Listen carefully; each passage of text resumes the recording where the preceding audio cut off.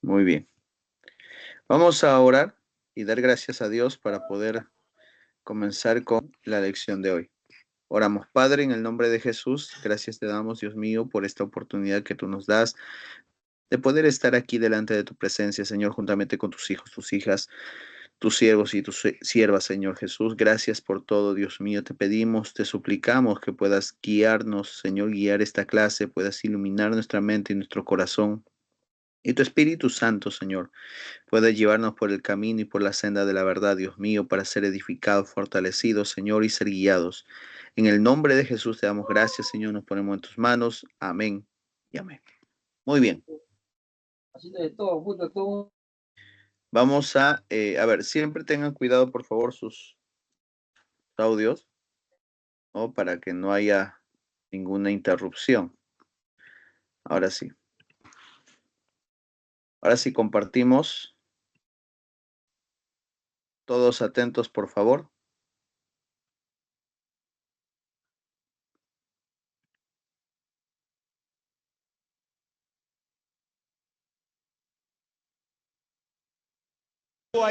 Ahí están, adorado el Señor, está funcionando. Mi estómago seguía en este lado, aunque Dios había hecho tantos milagros, mi estómago estaba aquí amarrado. Me pusieron una gastrotomía, era una manguera de ese estómago, una manguera que salía afuera. Por allí comenzaron a alimentarme porque de alguna manera había que alimentarme.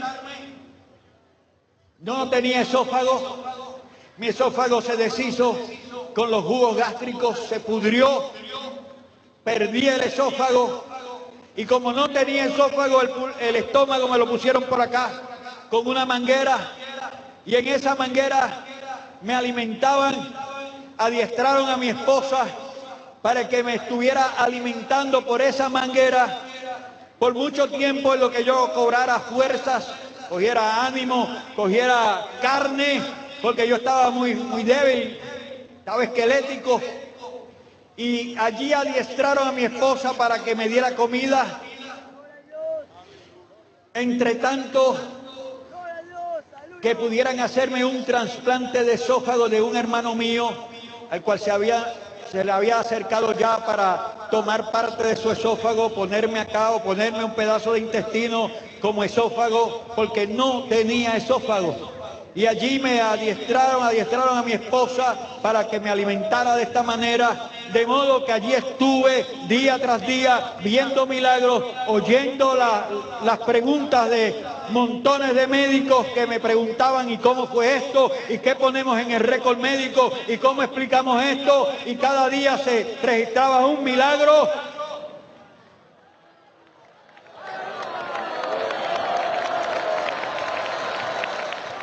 Y el Señor siguió haciendo unos y otros milagros hasta el día que salí de alta del hospital, salí con mi gastrotomía. Yo no quise perder tiempo, así como yo estaba, me fui a la iglesia. Esta vez no di oportunidad, sino que como estaba aún con mis debilidades, mi esposa me ayudaba a montarme en el vehículo, nos llegábamos a la iglesia y allí yo participaba de la bendición que es estar en la casa de Jehová. En la casa de Jehová moraré por largos días. Y yo me gocé en la casa del Señor. Y aún en mi debilidad física, aún en mi condición de salud, encorvado aún por las múltiples operaciones que me habían hecho, mi cuerpo lacerado, porque cada manga que yo tenía era un hueco que me habían hecho en el cuerpo para dejar pasar esa máquina. De modo que yo estaba todo lleno de cicatrices, de hilos.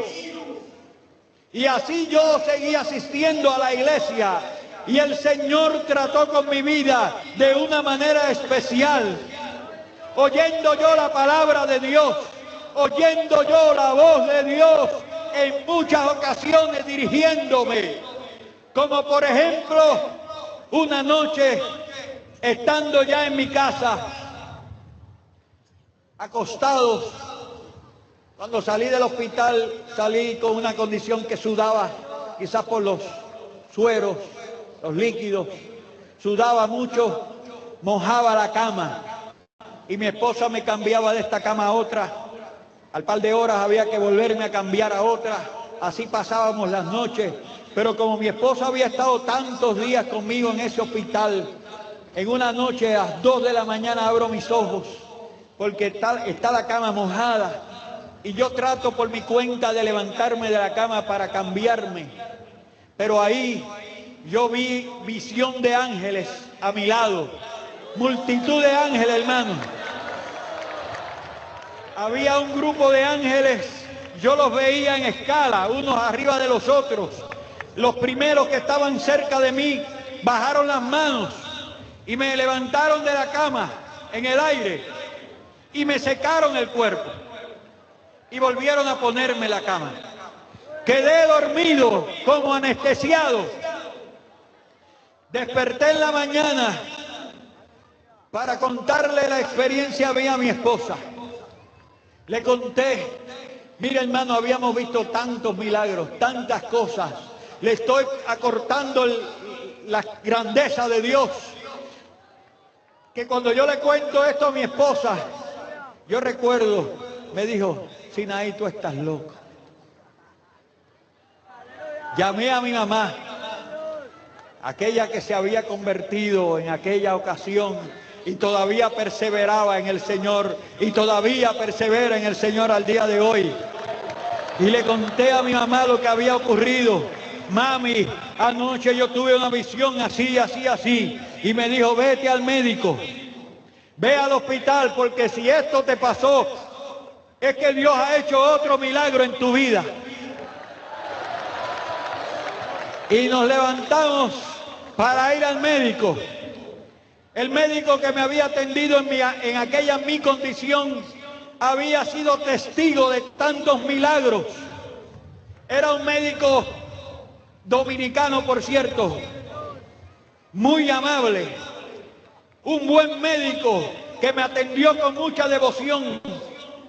Este médico me vio llegar al hospital y levantó sus manos y decía, no me digas que hay otro milagro más.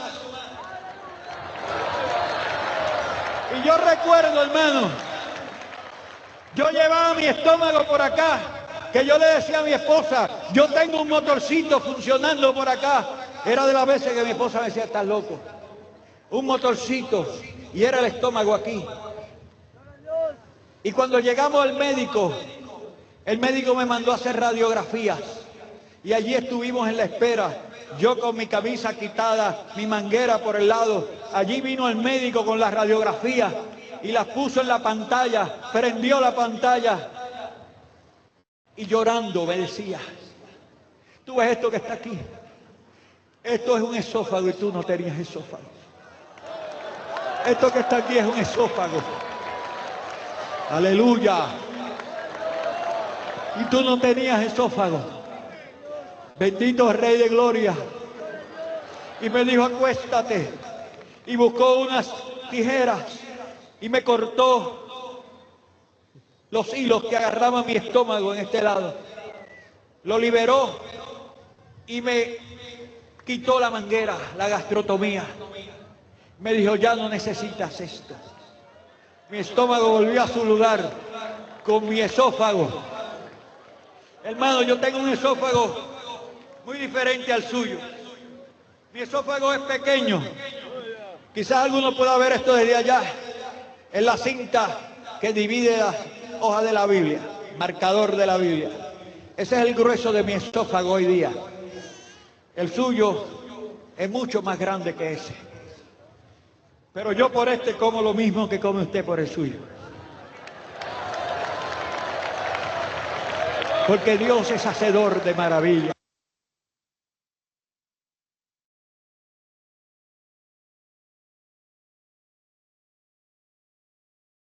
¿Cuántos siguen creyendo que Dios es hacedor de maravillas? Amén. Amén. Amén. Amén. Aleluya. Una de las cosas que Amén. Amén. tenemos que aprender es que Dios nunca cambia. Uno de los atributos de Dios es la inmutabilidad. Eso quiere decir que Dios no cambia, ¿no? Dios no necesita mejorar. Dios no necesita ser perfeccionado ni perfeccionarse a sí mismo. Dios es pleno, completo, absoluto en todo. Dios no cambia. ¿Por qué su palabra no cambia? Pues siempre hemos hablado de la inmutabilidad de la Biblia, la inmutabilidad de la palabra de Dios, y hemos citado textos como el cielo y la tierra pasará, mas mi palabra no pasará, sécase la hierba y marchítese la flor, mas la palabra del Dios nuestro vive y permanece para siempre, etcétera. Pero ¿por qué nosotros, no, decimos que la palabra de Dios no cambia? ¿Alguien? ¿Alguien quisiera hacer algún comentario? Porque Dios no cambia, siervo. Correcto, porque Dios no cambia. Y porque Dios no cambia, su palabra tampoco cambia. Su palabra es la expresión, ¿no? De lo que Él es, de lo que Él, de sus propósitos, de lo que Él siente, ¿no? Y entonces su palabra se dio con un propósito. Y su palabra no cambia porque Él no cambia. Sus palabras son eternas porque Él es eterno. Sus palabras no tienen condición o una condicional temporal. ¿Por qué? Porque Él no está condicionado al tiempo.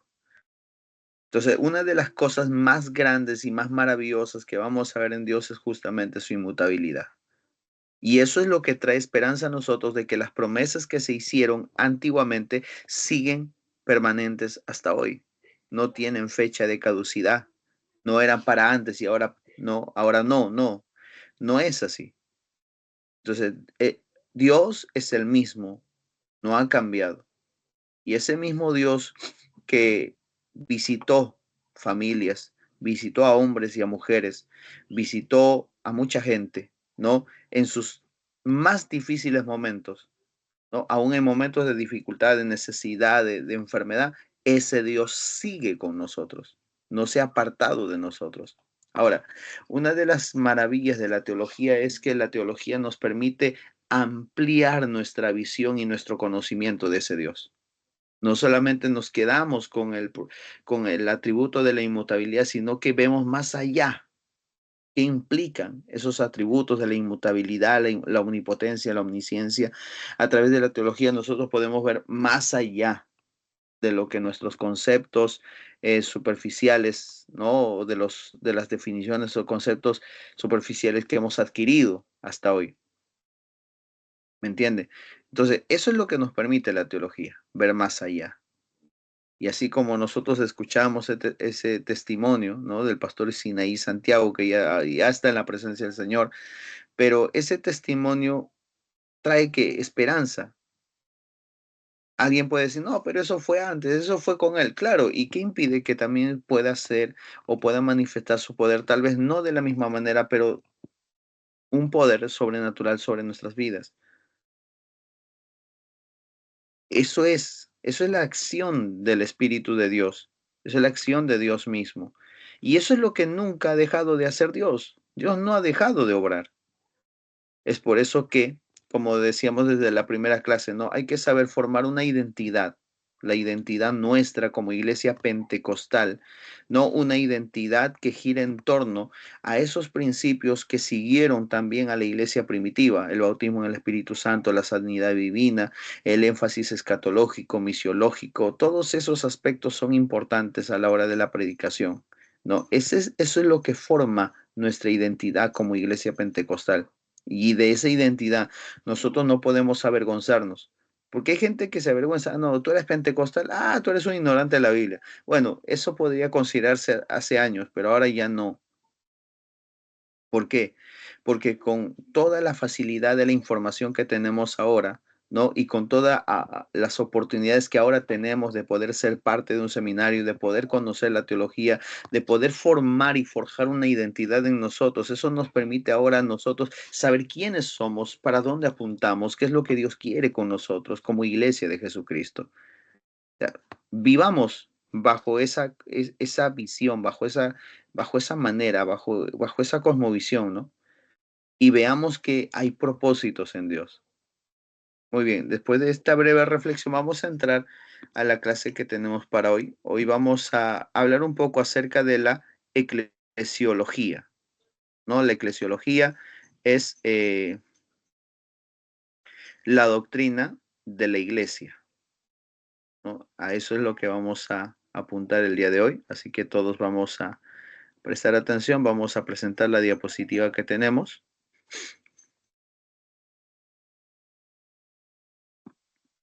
¿Hay alguna pregunta, alguna interrogante, algo que quiera alguien compartir, corto, breve, mientras va cargando la diapositiva?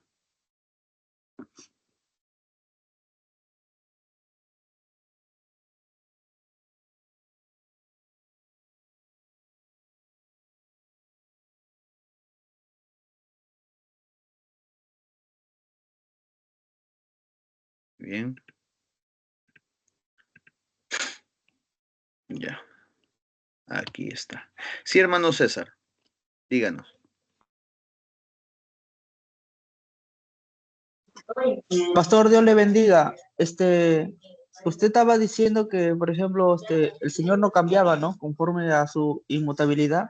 Mi Ujú. pregunta es, ¿los planes de Dios cambian o no cambian los planes de Dios? Y si, y si es que no cambian, ¿me puede explicar, por favor, no, el pasaje que dice, y se arrepintió Jehová de haber hecho hombre en la tierra, que dice en Génesis capítulo 6? Claro, ese es el tema para ya teología propia. Ahí ustedes van a examinar un poco más acerca de la inmutabilidad de Dios y qué implica, ¿no? Esa aseveración de que Jehová se arrepiente. No, no es tanto eso, ¿no? No es tanto porque a veces dice, no, es que si Dios se arrepintió, ¿no? Entonces cambió Hay muchas cosas que ver ahí. Y bueno, no es el tema que vamos a ver hoy, así que lo dejamos y lo dejo para que ustedes lo vean en teología propia, ¿no? Ahí van a hacer un examen más minucioso acerca de los atributos. Solamente hice mención de los atributos de Dios, ¿no? Y siempre entender que Dios es un Dios que no cambia en el tiempo. Amén. Muy bien. Vamos a pasar a lo que vamos a ver hoy día. A ver. ¿Me confirman si pueden ver la diapositiva? Sí, pastor, Muy se bien. ve. Ok. Amén, Gracias. pastor. Amén. Muchas gracias. Entonces, pasamos a ver este tema que es muy importante acerca de la iglesia. Hijo, sí, sí, ¿cómo que no? Yo no he dicho que A no, ver, sí, hijo, sí se fue. Yo he dicho por ahí favor, bastante. hermanos, les Ya tiene su pedimos celular. que tengan cuidado con sus audios. Siempre tengan bastante cuidado con sus audios porque a veces alguno puede estar haciendo determinada cosa o tal vez está con alguien y tal vez están hablando de algún tema. Creo que hay que tener bastante cuidado, ¿no? Y también respeto y consideración, ¿no? Al momento que tenemos, ¿no? Una de las cosas que nos va a ayudar justamente a entender la clase es prestar atención, ¿no? Un poco hagan pausa a todas sus actividades, sus quehaceres que están haciendo y nos dedicamos por un momento a recibir la clase, porque esto después trae dificultades en cuanto a cómo hacer los productos o en si entendimos o no entendimos la clase, etcétera. Muy bien. Les decía que hoy vamos a tocar el tema de la iglesia, ¿no? En teología sistemática, esta es la eclesiología.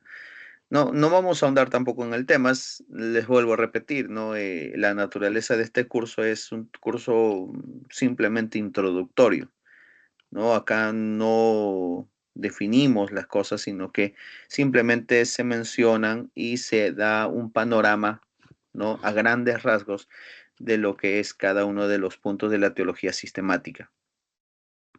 Ahora bien, respecto a la iglesia, hoy vamos a hablar acerca de, en primer lugar, el significado de la iglesia. Luego vamos a hablar un poco acerca de la iglesia del Nuevo Testamento y por último la misión de la iglesia. 3 puntos principales.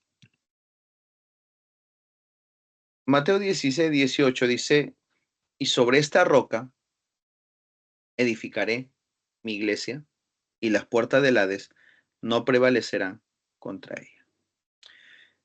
A ver, ¿quién ¿Me puede decir cuál es el contexto, ¿no? Bajo el cual o que llevó a Jesús a decir esto. ¿Alguien? ¿Cuál es el contexto? ¿Qué es lo que sucedió? ¿No? ¿Qué es lo que provocó esta declaración de nuestro Señor Jesucristo?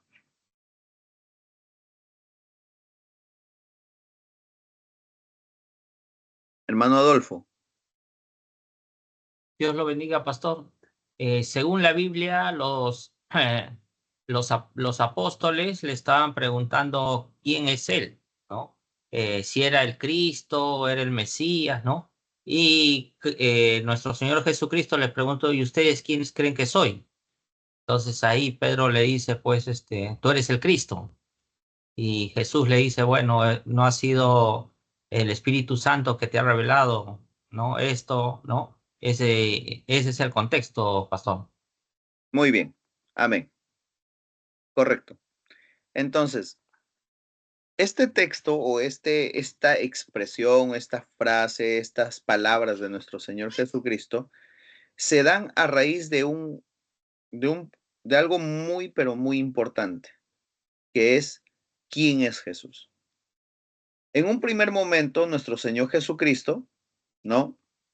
Les pregunta a quién, a sus discípulos. Y a sus discípulos les dice, ¿quién dicen los hombres que es el Hijo del Hombre? ¿Quién? Entonces, él no les está preguntando a ellos, les está preguntando, ¿qué dice la gente? ¿Qué opina la gente respecto al Hijo del Hombre? Es decir, a su persona.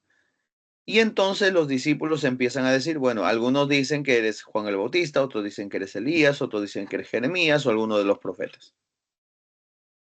Pero aquí es donde nuestro Señor Jesucristo hace algo interesante. Nuevamente reenfoca la pregunta, ya no a la gente, ¿no? Que comenta, a la gente que ve, a la gente que, si podríamos decir, ajena, ¿no? A la relación estrecha con él, ¿no? A la gente de a pie, por así decirlo. Ahora reenfoca, ¿no? La pregunta hacia los discípulos, hacia hombres que están directamente y estrechamente relacionados con él. Caminan con él, comen con él, ¿no? Están todo el día con él, gente que está cerca del maestro. Y también les hace la misma pregunta. Y para ustedes, ¿quién soy yo? ¿Quién es el Hijo del Hombre para ustedes? Y ahí es donde Pedro, ¿no? Le responde y le dice, tú eres el Cristo, el Hijo del Dios viviente. Entonces, esa pregunta es una pregunta que es más que interesante. Si hoy Jesús estuviese en medio de nosotros y nos dijese, ¿qué para ti? ¿Quién soy yo? ¿Qué responderías? ¿Cuál sería tu respuesta a esa pregunta? Ahora, esa pregunta para algunos puede ser irrelevante, superflua, puede ser no tan interesante, etcétera. No, esa pregunta es bastante importante, porque esto nos va a ayudar a muchas veces a redefinir o a enfocarnos, ¿no? A reenfocar nuestras ideas, nuestros conceptos y todo lo que nosotros pensamos acerca de Jesús. Acuérdense que cuando tocamos el tema de la cristología, les decía algo muy importante. ¿Por qué es importante tener un verdadero concepto, un concepto real, un concepto correcto de Jesucristo? Porque la manera como nosotros pensamos en Cristo es la manera como nosotros vamos a vivir la vida cristiana. Es así de sencillo. Entonces, a raíz de esa pregunta es que luego Pedro dice, tú eres el Cristo, tú eres el ungido de Jehová, tú eres el Cristo, el Hijo del Dios viviente. Entonces, luego el Señor le dice, no, más yo digo que tú eres Pedro y sobre esta roca edificaré mi iglesia. Entonces, no estaba diciendo Jesús que sobre Pedro se iba a edificar la iglesia, que es la interpretación de la iglesia católica, no a este pasaje, sino que está diciendo que sobre lo que Pedro dijo es que él, Jesús, iba a edificar ¿qué? Su iglesia. ¿no? Sobre esta roca, sobre la declaración de Pedro. ¿Cuál fue? Tú eres el Cristo, el Hijo del Dios viviente, y las puertas del Hades no prevalecerán contra ella. Muy bien. Entonces, a manera de introducción, ¿no? Hablando de la iglesia, ¿no? En su esencia y propósito, podemos decir que la iglesia como tal es mucho más que un simple edificio o una organización humana. A veces tenemos como costumbre decir, no, vamos a la iglesia, ¿no? O hemos construido la iglesia, ¿no? Como refiriéndonos al templo. Una cosa es el templo, otra cosa es la iglesia. El lugar donde nos reunimos se llama templo, ¿no? La iglesia no es esas cuatro paredes o esa edificación o esa construcción. Entonces, la iglesia es la comunidad de creyentes llamados y redimidos por Jesucristo para cumplir la misión divina aquí en la tierra, ¿no? Entonces, desde los primeros momentos del cristianismo hasta hoy en día, siglo XXI, la iglesia ha sido el vehículo, podríamos decirlo así, el vehículo a través del cual Dios ha manifestado que su presencia, segundo, su amor y tercero, la salvación al mundo. Entonces, para Dios la iglesia es un instrumento, ¿no? A través del cual Él puede revelar, Él puede mostrar su amor, su salvación y su presencia. Ahora, pero aquí surge una pregunta. ¿Qué significa ser parte de la iglesia? ¿Cuál es su origen? ¿Cuál es el propósito de la iglesia? ¿Cómo se desarrolla y evoluciona esos conceptos en el tiempo del Nuevo Testamento hasta hoy? Entonces, nosotros vamos hoy día justamente a desarrollar algunos puntos de estos. Ahora, en primer lugar, el significado de iglesia. ¿Qué significa iglesia? ¿No? Hablando de la palabra como tal. Entonces, cuando hablamos de iglesia, ¿no? Hablamos de que la iglesia es una parte esencial de la vida de un cristiano. Nosotros siempre estamos relacionados con la iglesia, con ese término, porque hablamos de ir a la iglesia o hablamos de pertenecer a una iglesia o a veces se habla de fundar una iglesia, ¿no? Por eso es que la iglesia es una parte tan común en la vida de los cristianos que nunca, ¿no? Han investigado o qué la Biblia dice acerca de esta palabra. Ahora, la palabra iglesia en el contexto cristiano es rica en su significado. ¿Y por qué? Porque refleja una gran profundidad de una realidad espiritual que se ha desarrollado a lo largo de todas las escrituras. Entonces, desde su uso en el griego del Nuevo Testamento hasta su entendimiento en la iglesia contemporánea, ese concepto de iglesia ha evolucionado, pero su esencia, ¿no? Su esencia como comunidad de llamados por Dios permanece constante. Entonces, vamos a ver algunos puntos importantes en esta hora. Hablemos del uso bíblico del término iglesia. Entonces, la palabra iglesia como tal proviene del griego eclesía, ¿no? Que literalmente significa que asamblea o congregación. Ahora, en el contexto de la Biblia, ¿no? Esto se refiere a un grupo de personas, ¿no? Llamadas a salir del mundo para ser parte de una comunidad dedicada a Dios. Entonces, esa palabra, ¿no? Se usaba antes, ¿no? En el contexto griego o en el contexto del mundo griego, se usaba comúnmente para describir cualquier asamblea convocada para discutir asuntos cívicos, asuntos de la civilización, de la ciudadanía, pero en el Nuevo Testamento es cuando toma un significado espiritual más profundo. En otras palabras, la palabra iglesia no es que surja dentro del cristianismo, ni dentro del judaísmo, ni nada. La palabra iglesia es una palabra que es común dentro de, ¿no? Del lenguaje griego, ¿no? En el mundo griego. Pero en ese contexto del mundo griego, esta palabra simplemente significaba, ¿no? Una asamblea convocada para discutir asuntos cívicos, ¿no? Una asamblea o reunión. Eso era su significado. Pero es en el Nuevo Testamento, ¿no? En la utilización en el Nuevo Testamento cuando esta palabra adquiere un significado más profundo, más espiritual. Y es Jesús justamente quien utiliza ese término eclesía para poder declarar, ¿no? Mas tú eres Pedro y sobre esta roca edificaré mi iglesia. Entonces, aquí es donde Jesús no se refiere a un edificio físico, sino a una comunidad de creyentes que se reunirían en su nombre.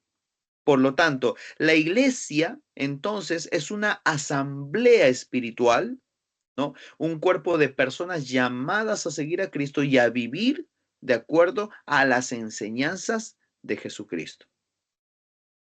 Entonces, ¿cuál es la verdadera iglesia? Es un edificio grande a la cual no alguna vez asistieron miles cada domingo, o implica un pequeño grupo de personas que se reúnen para compartir un tiempo de estudio bíblico clandestinamente en un país. ¿Qué es? Ya lo estamos explicando. Entonces, en el Nuevo Testamento, ¿no? Eclesía, la palabra eclesía se utiliza en dos sentidos principales. La primera, para referirse a la iglesia local, ¿no? Y luego para referirse a la iglesia universal, ¿no? Entonces, cuando, por ejemplo, Primera de Corintios 1:2, ¿quién lo puede leer? Primera de Corintios 1:2.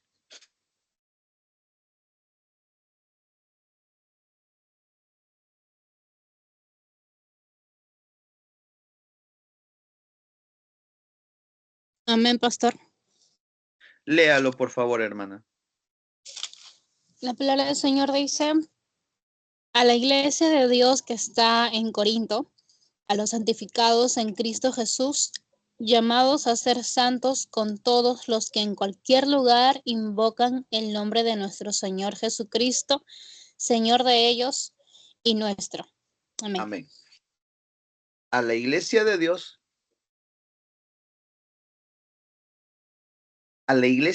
que está ¿dónde? En Corinto. Entonces, ahí lo que se está haciendo es utilizar la palabra para referirse a una congregación específica, ¿no? En un lugar geográfico específico. Por eso es que ese uso lo que denota es a una comunidad concreta de creyentes, perdón.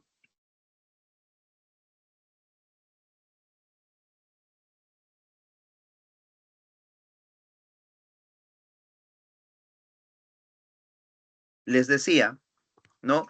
Que aquí en este texto de 1 Corintios 1:2, ¿no? Se está usando esa palabra para denotar a una comunidad concreta de creyentes que se reúnen en un lugar específico para adorar, enseñar y edificarse mutuamente. Ahora, ¿quién puede leer Efesios capítulo 1, versículos 22 al 23? Efesios capítulo 1, versículos 22 al 23.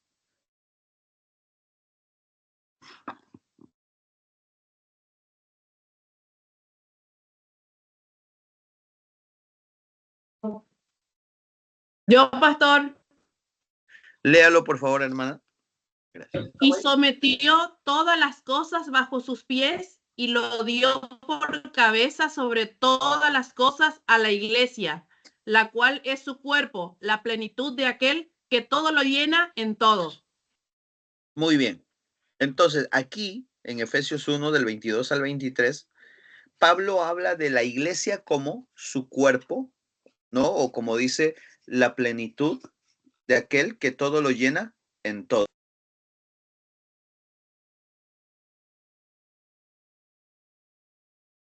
La plenitud de aquel que todo lo llena en todo. Entonces, en este contexto, por ejemplo, se está utilizando la palabra eclesía para poder referirse a la iglesia en su totalidad, ¿no? Referirse a todos los creyentes en Cristo en todos los tiempos y lugares.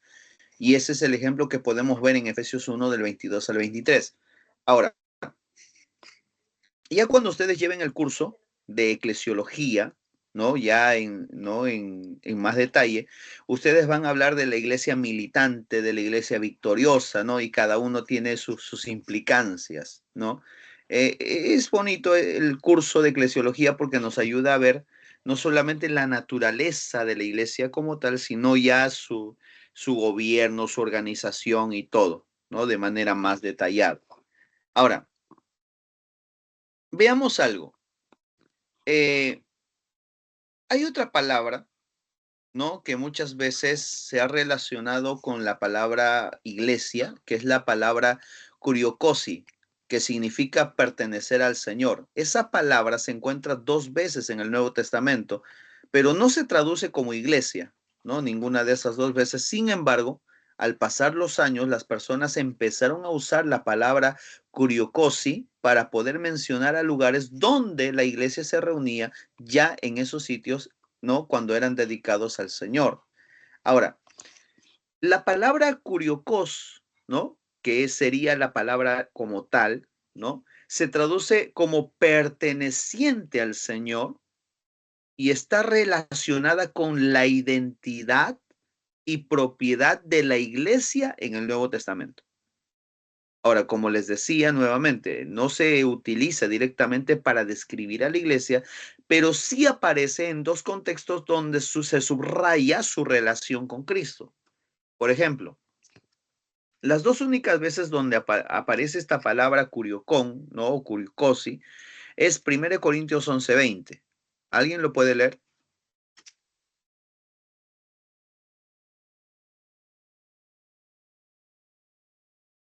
1 Corintios 11:20.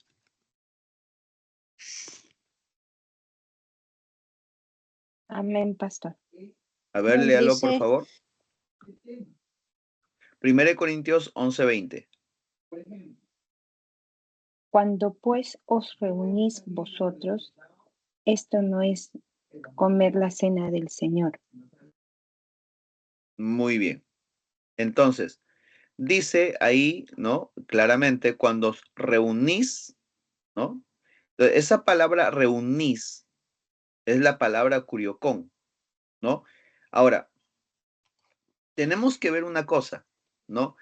Que aquí lo que se está subrayando es la celebración perteneciente ¿a quién? A Cristo.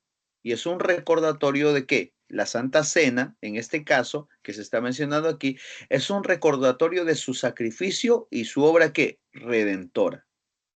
Ahora, la segunda vez que aparece es Apocalipsis 1:10. ¿Quién lo puede leer?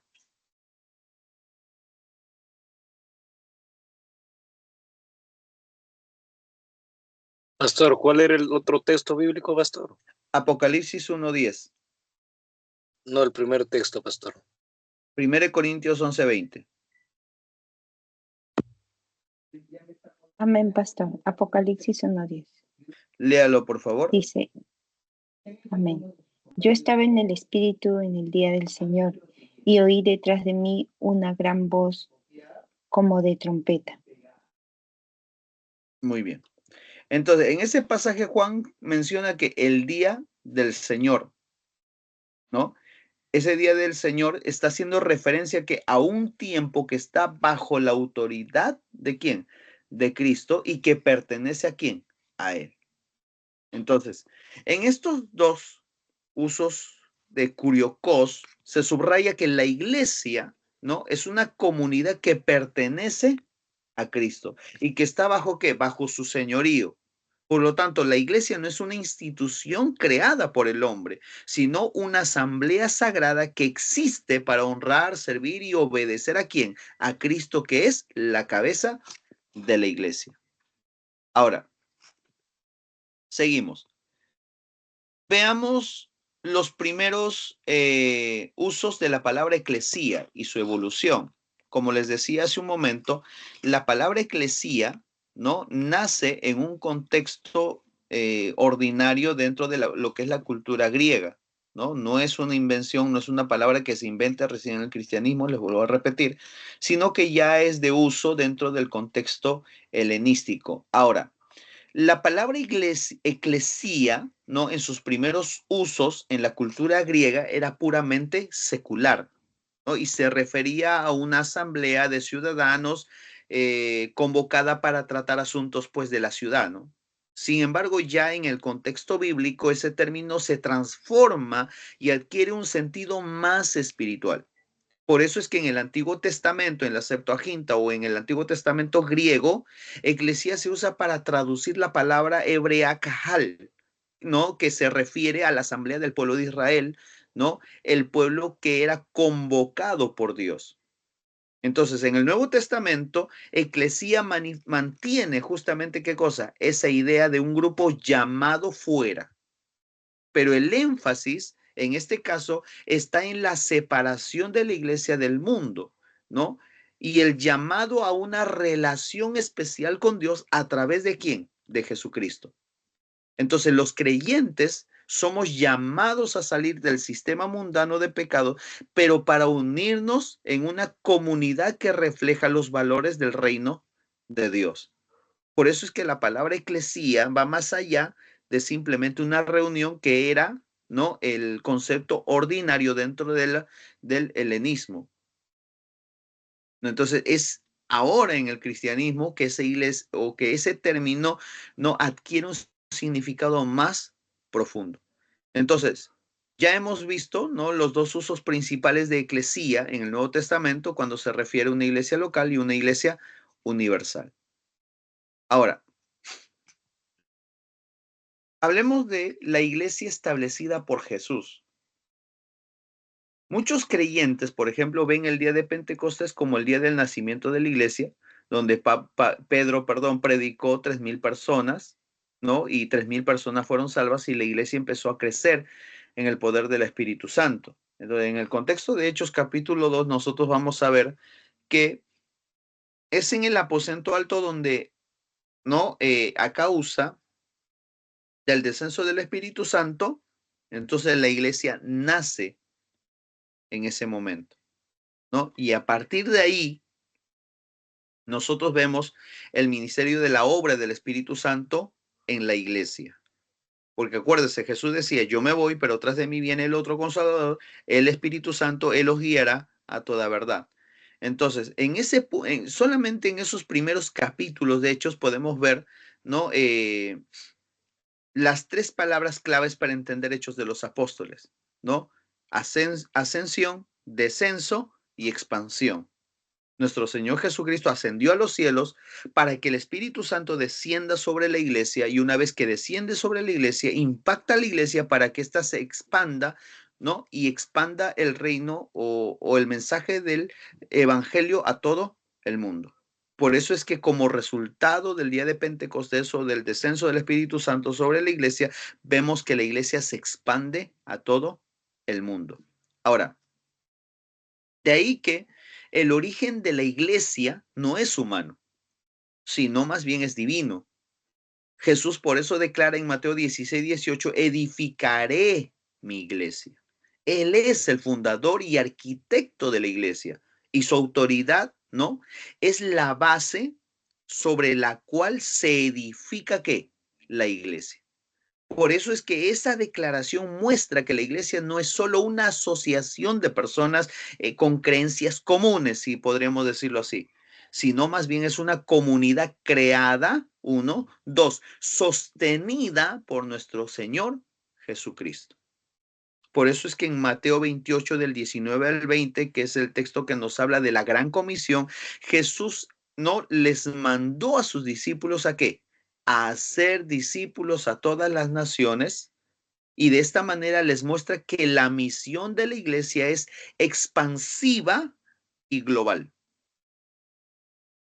Esa es la misión de la iglesia, una misión expansiva y global. Por eso es que Jesús también establece que la iglesia es una dimensión espiritual, ¿no? Y tiene una misión eterna. Entonces, no es simplemente un grupo que se reúne por afinidad cultural o intereses comunes, es el cuerpo de personas que han sido llamadas, 1, 2, han sido rescatadas, 3, han sido transformadas por la obra redentora de nuestro Señor Jesucristo en la cruz del Calvario.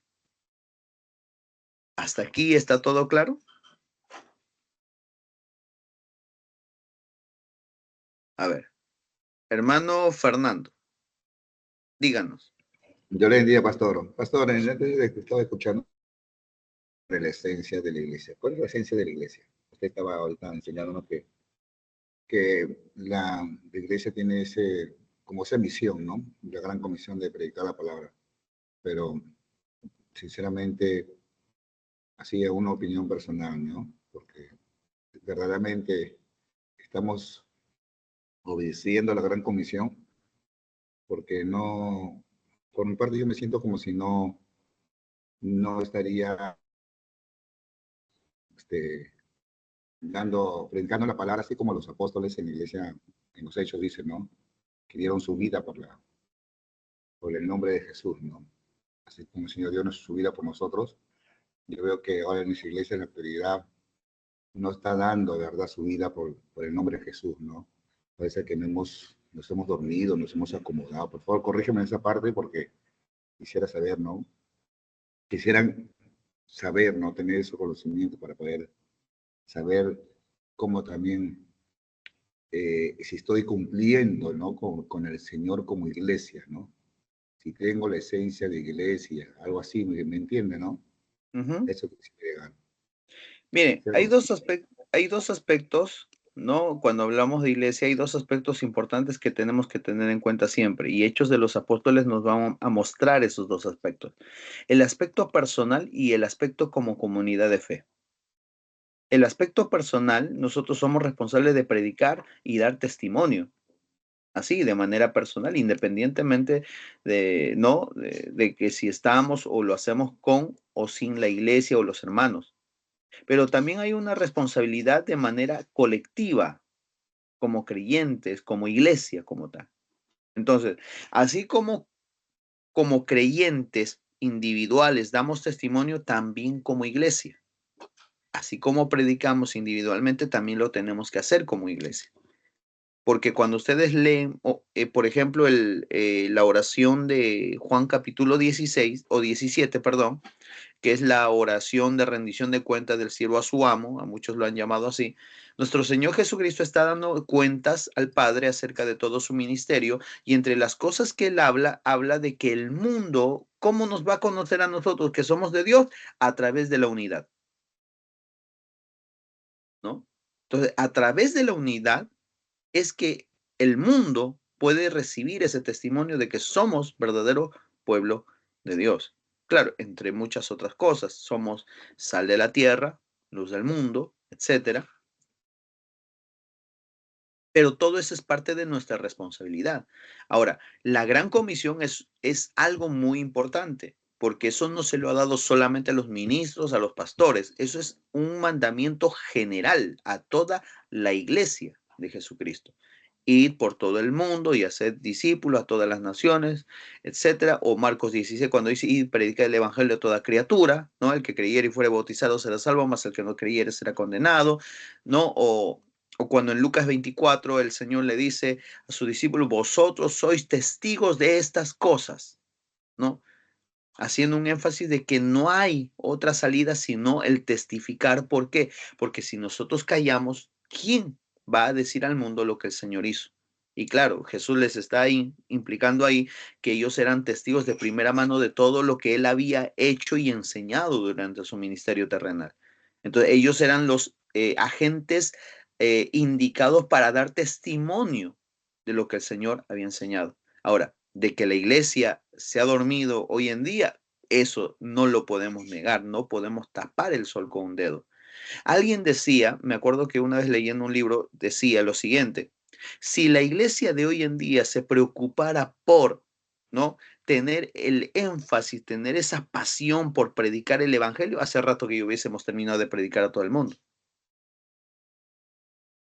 Pastor, lo que nos está enseñando está en el libro de teología.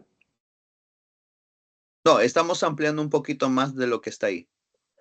Ya, pastor. Pero los puntos que estamos tratando sí están en el libro. ¿La PPT lo va a descargar, lo va a mandar a nosotros o...? No, el contenido del PPT está en el libro. Yo lo que estoy haciendo es ampliar un poquito más algunos puntos, ¿no? Un poquito desmenuzarlos, si se podría aplicar la palabra.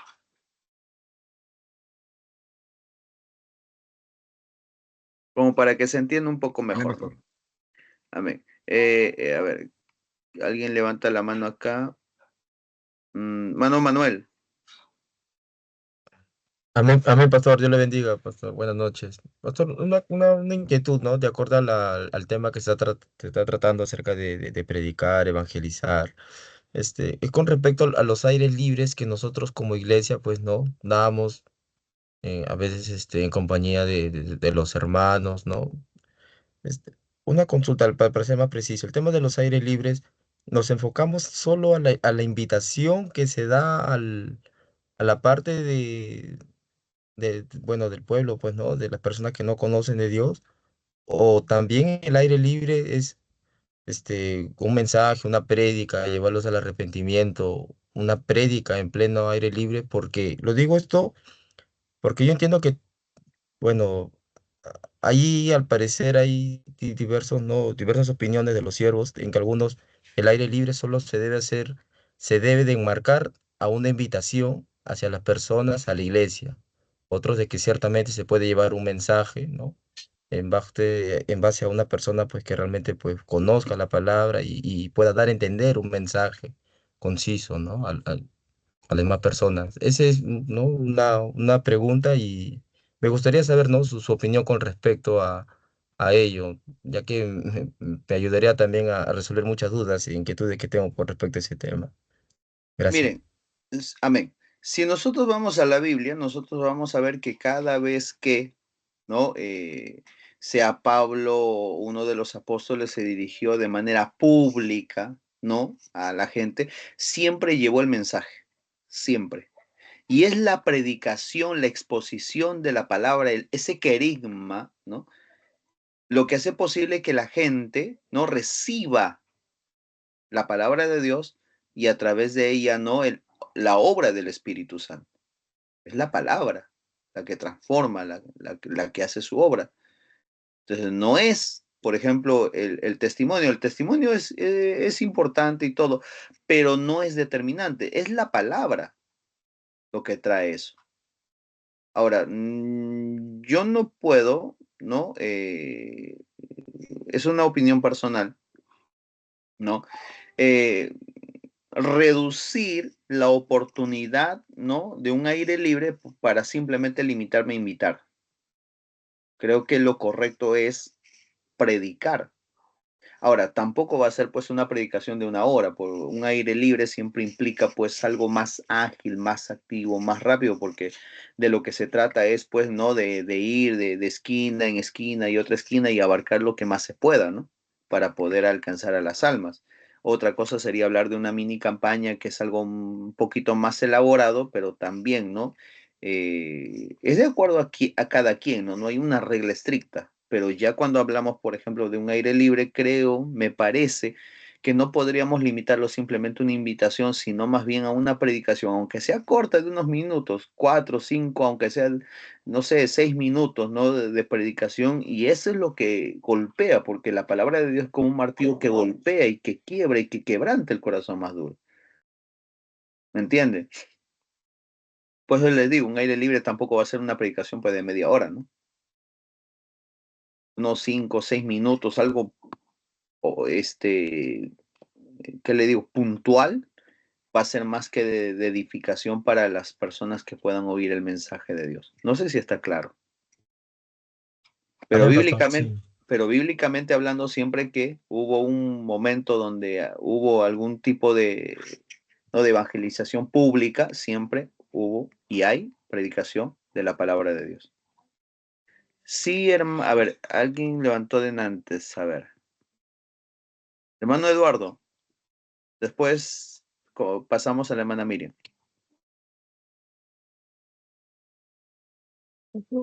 Buenas noches, ¿me escucha? Sí, sí. Pero una cosita, usted dijo que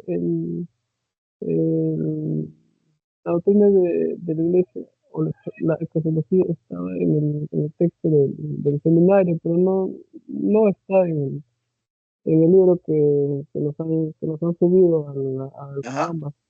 Sí, No sí, está. sí.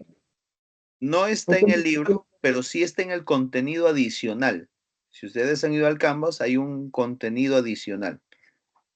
Ahí está el contenido de lo que es la iglesia.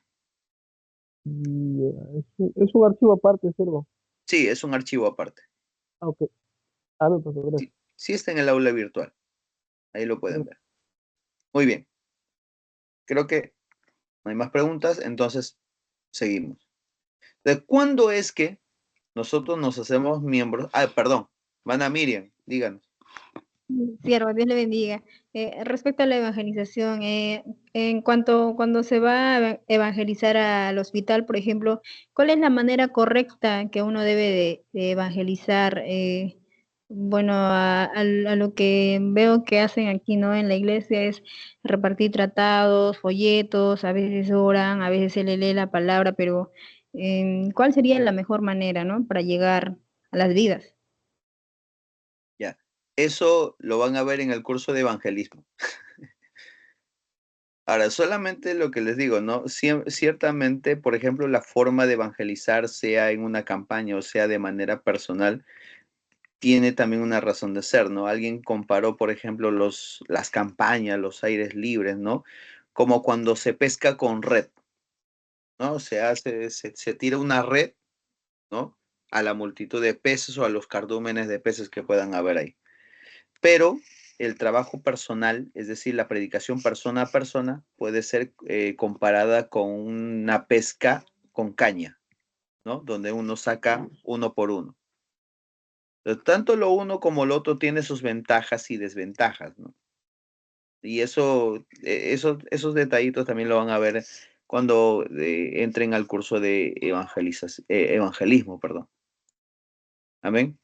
Y ahí ustedes van a ampliar, van a poder ver, ¿no? Cuáles son las ventajas, desventajas de un tipo de evangelización específico. Amén. No sé si está Amén. claro, hermana Miriam. Amén. Gracias. Dios le bendiga. Amén. Entonces, seguimos. ¿Cómo nos hacemos miembros de una iglesia? ¿No? O de la iglesia, perdón, de la iglesia como tal.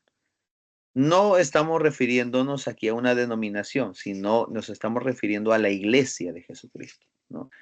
Entonces, nos hacemos miembros cuando nacemos de nuevo. Entonces, la membresía en la iglesia no es el resultado de un simple proceso, por ejemplo, de inscripción o afiliación a una organización, no. Porque cuando nosotros vemos en el Nuevo Testamento, ¿no? Vemos, por ejemplo, Juan capítulo 3, versículo 3, que dice, de cierto os digo, que el que no naciere de nuevo no puede ver el reino de Dios. Entonces, es el nuevo nacimiento implica justamente una regeneración espiritual por la obra de ¿quién? Del Espíritu Santo y la fe en Jesucristo. De tal manera que transforma al individuo de un estado de pecado a una nueva vida en Cristo y por lo tanto viene a ser parte del cuerpo de Jesucristo. Si alguno, por ejemplo, si ustedes abren su Biblia en 1 Corintios 12, 13, dice, ¿no? Porque por un solo espíritu fuimos todos bautizados en un solo cuerpo. Entonces, ese versículo enfatiza que es el espíritu quien nos incorpora a la iglesia, haciendo que cada creyente justamente sea parte del cuerpo de Cristo. Entonces, por lo tanto, la verdadera membresía en la iglesia se basa en la obra regeneradora del Espíritu Santo y en la experiencia del nuevo nacimiento. Entonces, no necesariamente sea pues una membresía formal de afiliación denominacional ni nada, ¿no? Porque el hecho de que uno sea miembro de una determinada denominación no le hace a que sea parte de la membresía del cielo. Por si acaso, acuérdense que la Biblia dice, no todo el que dice Señor, Señor entrará en el reino de los cielos, ¿no? Es clara la Biblia ahí. Uno puede ser miembro, líder, hasta pastor de una denominación y al mismo tiempo no estar inscrito su nombre en el libro de la vida. Eso es lo que tenemos que tener en consideración. Muy bien. Punto 2. La iglesia del Nuevo Testamento. Entonces, el Nuevo Testamento a nosotros nos proporciona, ¿no? Y eso es lo bueno, que nos proporciona una rica imagen de la iglesia. Y en el Nuevo Testamento nos explica no solamente su naturaleza y composición, sino también cómo debe funcionar y cuál es el propósito en el mundo, ¿no? Yo quisiera, por ejemplo, que alguien lea Primera de Pedro, capítulo 2, versículo 9. No sé quién lo puede leer. Primera de Pedro, capítulo 2, versículo 9. Amén, pastor. Pero vosotros Léalo, sois por favor. linaje escogido, real sacerdocio, nación santa, pueblo adquirido para posesión de Dios, a fin de que No, anunciéis las virtudes de aquel que os llamó de las tinieblas a su luz admirable. ya. Pueblo adquirido por Dios. Es esa parte. Entonces dice, mas vosotros sois uno, linaje escogido. 2, real sacerdocio. 3, nación santa. 4, pueblo adquirido por Dios. Qué bonito suenan esos, ¿no? Esas 4 características, ¿no? Que nos habla de una posición, de una realidad, etcétera. Pero hay una razón de ser, hay un porqué, ¿no? Y hay un para qué. ¿Cuál es la razón? ¿Cuál es el propósito? Para anunciar las virtudes de aquel que os llamó de las tinieblas a su luz admirable, para proclamar acerca de Jesucristo. Entonces, nosotros vamos a ver que la iglesia tiene un propósito, ¿no? Ahora, para entender la naturaleza espiritual de la iglesia, por ejemplo, lo podemos ver a través de una variedad de metáforas y enseñanzas, ¿no? Y ahí es donde nosotros vemos que la iglesia se presenta como una entidad espiritual, como una entidad orgánica y una entidad viva, ¿no? Que trasciende las limitaciones del tiempo y el espacio. Y eso es lo que, por ejemplo, podemos ver ilustrado en algunos ejemplos que vamos a ver. Muy bien. Entonces, muchos creyentes modernos, ¿no? Van de una iglesia a otra. ¿Y por qué? Porque buscan la iglesia perfecta y no la van a encontrar. Alguien decía, la iglesia no es un museo de santos, es un hospital de pecadores. Y lógicamente, ¿no? Hablamos de la santidad y, por ejemplo, cuando hablamos de santidad, hablamos de que, ¿qué significa la santidad? Primero, limpio de toda inmundicia, apartado de pecado y dedicado a Dios. Ese es el concepto que nosotros siempre hemos aprendido en doctrina. Y siempre hemos entendido de que hablar de santidad no es hablar de perfección, son dos cosas distintas. Uno puede ser santo y a la vez imperfecto. Y eso es lo que somos, ¿no? Dios busca santidad en nosotros, pero no busca perfección. Ahora, el hecho de que no seamos perfectos no quiere decir que no estemos en un camino de perfección, que es muy diferente. Acuérdense que Pablo, cuando le escribe a los filipenses, dice: el que comenzó la buena obra en nosotros la irá perfeccionando hasta el día de Jesucristo.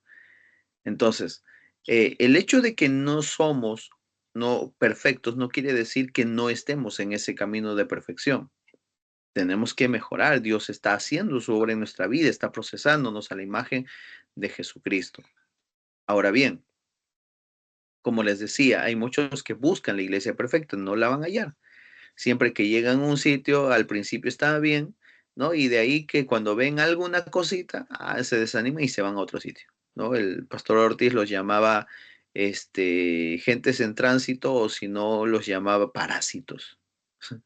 Esa era la forma como el pastor Luis Ortiz los llamaba, esa clase de gente. Y está ahí, ustedes lo pueden leer ahí en el doctrinario, ¿no? No es algo que me he inventado, sino que está en el doctrinario cuando se habla acerca de la iglesia, justamente. Entonces, la iglesia perfecta, como le digo, no existe. ¿Por qué? Porque la iglesia está compuesta de personas y las personas no son perfectas. Entonces, la iglesia está formada por personas que han sido perdonadas, justificadas por la sangre de Cristo y que a diario dependen de la gracia y la fuerza de Dios para vivir. Ahora bien, vamos a ver algunas ilustraciones que nos van a ayudar a entender esa naturaleza espiritual de la iglesia, ¿no? Muy bien. La novia de Cristo, ¿no? Esa es una de las ilustraciones más, si podríamos decirlo, no más poderosas en el Nuevo Testamento, ¿no? La novia de Cristo. Si uno no puede leer Efesios 5, 25 al 27, ¿alguien lo puede leer?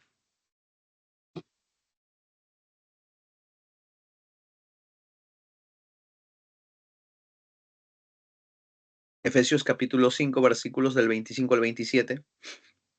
Amén. Léanlo, Amén, por pastor. favor. Amén. Dice, maridos, amad a vuestras mujeres, así como Cristo amó a la iglesia y se entregó a sí mismo por ella, para santificarla, habiéndola purificado en el lavamiento del agua por la palabra, a fin de presentársela a sí mismo una iglesia gloriosa, que no tuviese mancha ni arruga ni cosa semejante, sino que fuese santa y sin mancha. Amén. Muy bien. Entonces, esa imagen destaca ¿qué cosa? El amor sacrificial de Cristo y su propósito redentor, ¿para qué? Para purificar y santificar ¿a quién? A la iglesia. Entonces, como una novia se prepara para su esposo, la iglesia está en proceso de ¿qué? De santificación, preparándose para el momento en que Cristo ¿qué? Regrese y la lleve a la plenitud de la comunión eterna con él, ¿no?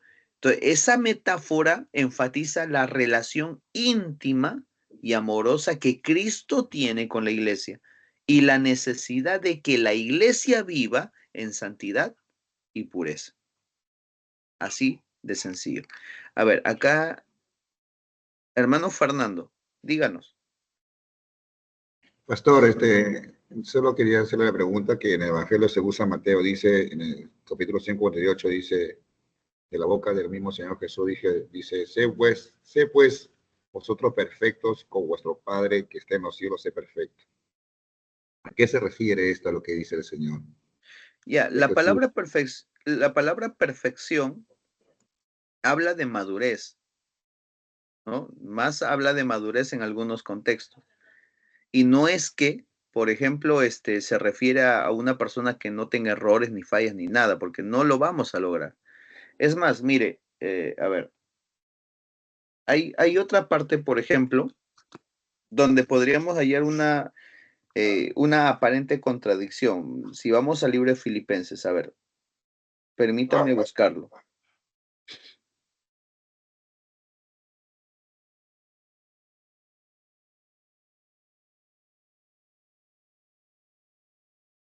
A ver.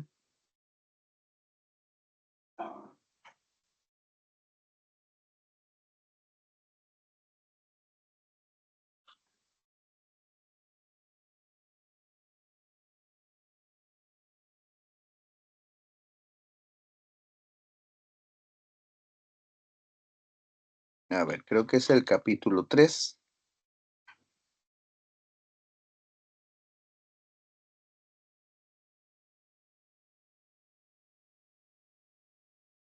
Miren, por ejemplo, capítulo 3, versículos 12. El versículo 12 dice, Pablo dice, no que lo haya alcanzado ya, ni que ya sea perfecto. Aquí está diciendo Pablo que no es perfecto, pero en el versículo 15 dice, así que todos los que somos perfectos, esto mismo sintamos, y si otra cosa sentís, esto también os lo revelará Dios. Entonces, acá qué vamos a ver. Pareciese como que Pablo está en una autocontradicción, porque en un principio dice, ¿no? Ni que ya sea perfecto, es decir, él está diciendo que no es perfecto, sin embargo, luego en el versículo 15 dice, y todos los que somos perfectos. Entonces, ¿con qué nos quedamos? ¿Somos perfectos o no somos perfectos? Pablo está diciendo, ¿es perfecto o no es perfecto? Entonces, ¿en qué quedamos?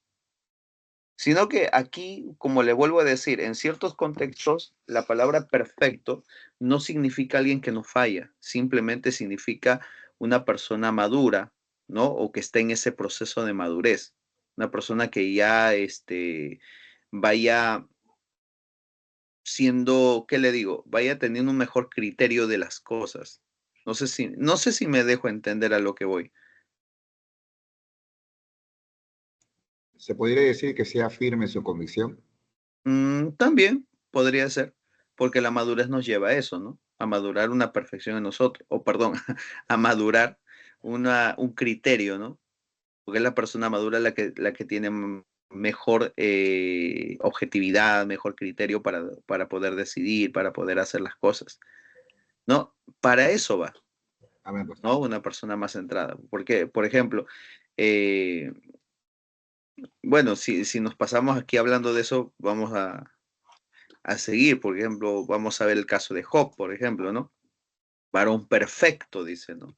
Y así, y hay otros pasajes también, pero más se refiere a la madurez que a un estado de una persona sin fallas.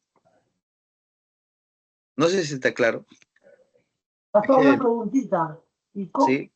no, una curiosidad, a lo mejor. ¿Y cómo se puede corroborar esa partecita, pastor? No lo entiendo. O sea, usted dice que perfecto significa más o menos madurez, ¿no?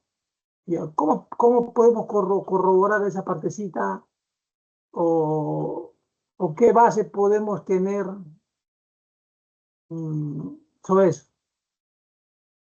Por eso les vuelvo a decir, o sea, cuando dicen no, así que todos los que somos perfectos, por ejemplo, Pablo, ahí está refiriéndose a todos los que somos maduros en Cristo.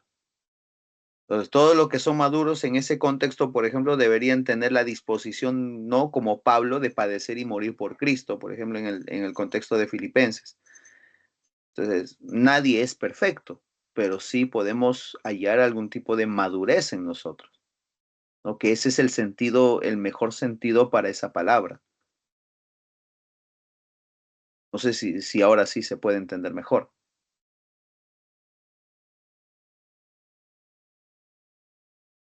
Amén, Amén, amén. Ya, muy bien. Entonces, continuamos.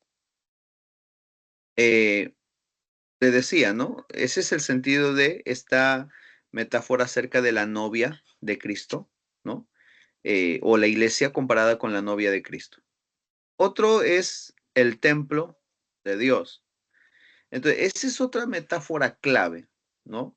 Ya que como el templo de Dios, por ejemplo, en 1 Corintios 3, 16 al 17, ¿quién lo puede leer?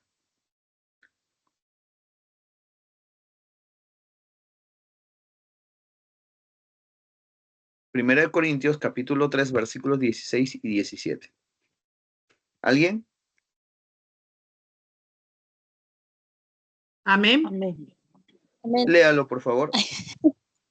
Santo. Amén. ¿No Amén, sabéis paz, mi hermano. que sois templo de Dios y que el Espíritu de Dios mora en vosotros?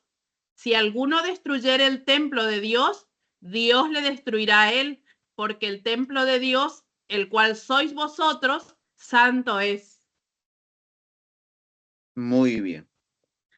Entonces, ahí queda claro de que Pablo está diciendo, ¿no sabéis que sois templo de Dios y que el Espíritu de Dios mora en vosotros? Ahora, aquí tenemos que entender también algo muy interesante, que somos templo de Dios hablando de manera individual, ¿no? Cada uno de nosotros somos templo del Espíritu Santo, porque Pablo va a decir en algún momento, porque nuestro cuerpo es templo del Espíritu Santo. ¿Ok?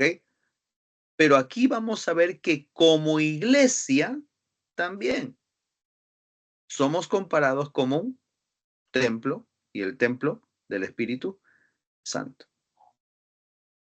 Entonces, ahí es donde lo que les decía hace un momento, ¿no? Es esos dos aspectos importantes, el aspecto personal y el aspecto colectivo. Son dos áreas importantes de nuestra vida cristiana. Por eso es que nosotros no podemos preocuparnos, ¿no? De nosotros independientemente de la responsabilidad de la unidad de la iglesia. Porque alguno puede decir, no, yo voy a buscar a Dios, yo voy a hacer esto por mi cuenta, yo voy a hacerlo. y a los demás hermanos no me importa. No puedo hacer eso. Porque así como yo soy templo del Espíritu Santo, como iglesia también. Por eso dice, ¿no sabéis que sois templos de Dios y que el Espíritu Santo mora en vosotros? Si alguno destruyera el templo de Dios, Dios le destruirá porque ¿por qué? Porque el templo de Dios, el cual sois vosotros, santo es. Entonces, esa ilustración subraya que la iglesia no es, nuevamente lo que decíamos, no es un edificio físico, sino más bien es una comunidad espiritual donde Dios habita por medio de su espíritu. Ahora, en el Antiguo Testamento, ¿no? El templo era el lugar donde Dios manifestaba su presencia, ¿no? Y donde el pueblo de Dios se reunía ¿para qué? Para adorar. En el Nuevo Testamento, la iglesia es el templo vivo, compuesto ¿por qué? Por personas redimidas en quienes el Espíritu de Dios que reside. Entonces, esta verdad nos llama justamente a vivir en santidad, reconociendo que somos la morada de Dios y que nuestras vidas dependen o deben, mejor dicho, reflejar a Dios. Ahora, al igual, por ejemplo, ¿no? Que nosotros mirábamos cómo nuestro Señor Jesucristo en 2 ocasiones entra al templo, ¿no? A sacar a todos los mercaderes del templo, ¿no? Antes de comenzar comenzando su ministerio y al finalizar su ministerio, nuestro Señor Jesucristo en esas 2 ocasiones entra al templo, ¿no? Y es algo curioso que, ¿no? Nuestro Señor Jesucristo comenzando su ministerio entra al templo, ¿no? Y echa fuera a los ladrones, comerciantes y todo. 3 años después, ya terminando su ministerio, nuevamente siguen en la misma condición. Y eso fue determinante justamente para que luego pues pudiese ser crucificado. Pero como les digo, o sea, nuestro Señor Jesucristo también, así como decía, no, mi casa será llamada casa de oración y ustedes la han vuelto cueva de ladrones, nuestros corazones, nuestras vidas, nuestros cuerpos también, y como unidad o como iglesia, como comunidad de fe, ¿no? Como pueblo de Dios tenemos que también santificar nuestras vidas, santificarnos para que Dios habite en medio de nosotros. Eso también es un aspecto importante. Entonces, la iglesia, les vuelvo a repetir, es el templo vivo, compuesto de quienes, de personas redimidas, ¿no? Por la sangre de Jesucristo. Ahora, la última metáfora es el cuerpo de Cristo. Acá nosotros vamos a ver que esta metáfora o esta imagen es la más detallada, ¿no? Y utilizada en el Nuevo Testamento, ¿no? Y nosotros, por ejemplo, podemos ver en 1 de Corintios 12, del 12 al 27, o Efesios 1, del 22 al 23, ¿no? Donde se presenta a la iglesia como un cuerpo compuesto de muchos miembros y cada uno con una función específica, pero todos interconectados y dependientes de Cristo, quien es la cabeza. Ahora, aquí vamos a ver algo, que la imagen no la imagen o la figura o la metáfora del cuerpo nos da 4 principios importantes o nos enseña 4 principios importantes. En primer lugar, Cristo es la cabeza, ¿no? Colosenses 1:18 nos dice eso. Entonces, todas las decisiones, enseñanzas, acciones de la iglesia deben estar ¿qué? Alineadas con la voluntad de ¿quién? De Jesucristo. ¿Por qué? Porque Él es quien dirige a la iglesia y le da ¿qué? Propósito. Entonces, sin Cristo, la iglesia no tiene ni dirección ni tiene vida. Ahora, por ejemplo, ¿no? Veamos nuestro cuerpo. ¿Quién le dice a la mano lo que tiene que hacer? ¿Quién le ordena a la mano? ¿De dónde viene la orden para que la mano haga lo que haga o el pie haga lo que tiene que hacer? El cerebro. Del cerebro, muy bien, pero ¿dónde está el cerebro? En la cabeza. La cabeza. Muy bien. La orden no viene del pie, no viene del brazo, viene de la cabeza. Amén, Entonces, pastor. nunca usted ha visto que su mano haga, independientemente de lo que diga la cabeza, haga su voluntad. No existe una voluntad independiente de la mano. No existe. La voluntad únicamente procede ¿de quién? De la cabeza. Quien es quien dirige todo y cómo es que el cuerpo se mueve, ¿no? O hace lo que tenga que hacer. Ahora bien, si toda orden viene de la cabeza y el cuerpo lo único que hace es someterse a la voluntad de la cabeza, ¿por qué nosotros como miembros de la iglesia a veces nos resistimos a hacer la voluntad de Dios? ¿O por qué a veces nosotros queremos ejercer una voluntad independiente de la voluntad de Dios?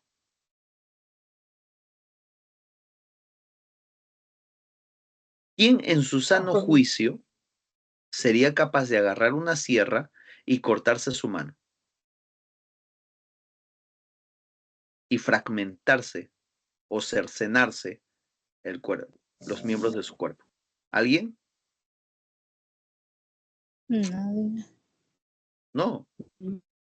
¿Y por qué vemos a gente que divide la iglesia? Por eso es que la división no viene de Dios, viene de Satanás. Poder en Jesús. Nadie tiene el derecho de alterar la armonía y la unidad de la iglesia de Jesucristo. Nadie. Sea quien sea, nadie. Cristo murió por la unidad de la iglesia y es la unidad de la iglesia una de las formas como el mundo va a ver que nosotros somos de Cristo. ¿Correcto? Muy bien. Punto 2. La iglesia es el cuerpo espiritual de Cristo en el mundo. Entonces, uno, Cristo es la cabeza. Dos, la iglesia es el cuerpo espiritual de Cristo en el mundo. ¿Qué queremos decir con esto? Que todos los creyentes como miembros del cuerpo de Cristo son la manifestación visible de Cristo en el mundo. Por eso es que el cristianismo se define no por cuántos rituales, no por cuántas lenguas hablo, no por cuántas danzas hago, no, sino por cuánto Cristo se refleja a través de mi vida. Ese es el cristianismo. ¿Cuánto de Cristo está y se ve reflejado en mi vida? Entonces, los creyentes como miembros del cuerpo son la manifestación visible de Cristo aquí en este mundo.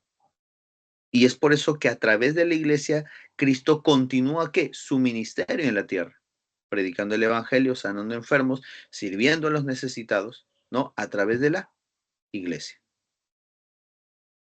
Muy bien. 3. Cada creyente es parte importante de la iglesia. Y eso Pablo lo enfatiza, por ejemplo, en 1 Corintios 12, del 18 al 20.